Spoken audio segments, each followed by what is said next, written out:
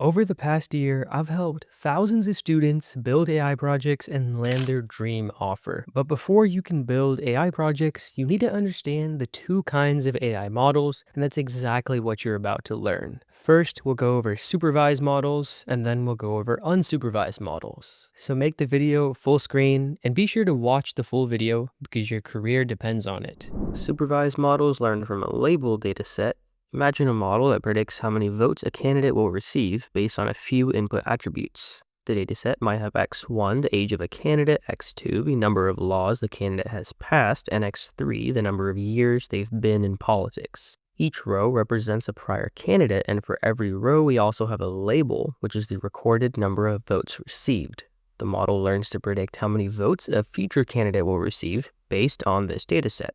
Learning from label data is the essence of supervised learning. What's actually inside this black box? The model could be any mathematical formula, but the simplest model would use this equation to make its prediction for y, given x1, x2, and x3 as input.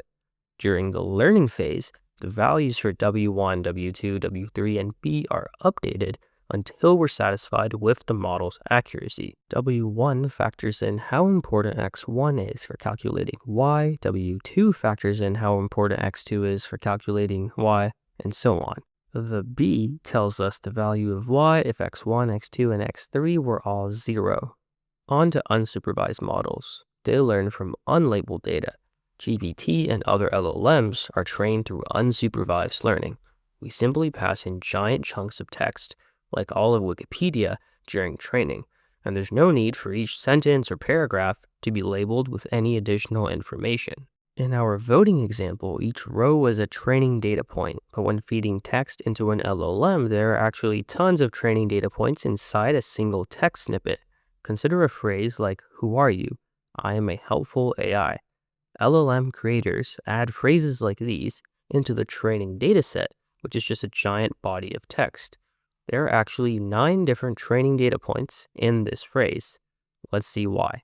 Given the sequence who, the model learns that the word are can follow. Given the sequence who are, the model learns that the word you can follow. Given the sequence who are you, the model learns that a question mark can follow, and so on. Once training is complete, the model has learned to respond to the question who are you with the response, I am a helpful AI. We don't have to label any of the data points. We already have many sequences where the model can learn to predict the next word. That's the main benefit of unsupervised learning. Most Gen AI models are trained with this technique since training on large amounts of data is much easier. If you enjoyed the video, I have 2 more resources for you. The first is our accelerator. We've helped thousands of students land their dream internship and job in AI engineering. We have some of the best success stories in the industry. We even have a full money-back guarantee. No one's offering anything like this. Check the link in the description to learn more. The second resource I have for you is another YouTube video. In that video, I break down the step-by-step plan for landing internships and offers in today's market. Check it out. You don't want to miss it. I'll see you in the next one.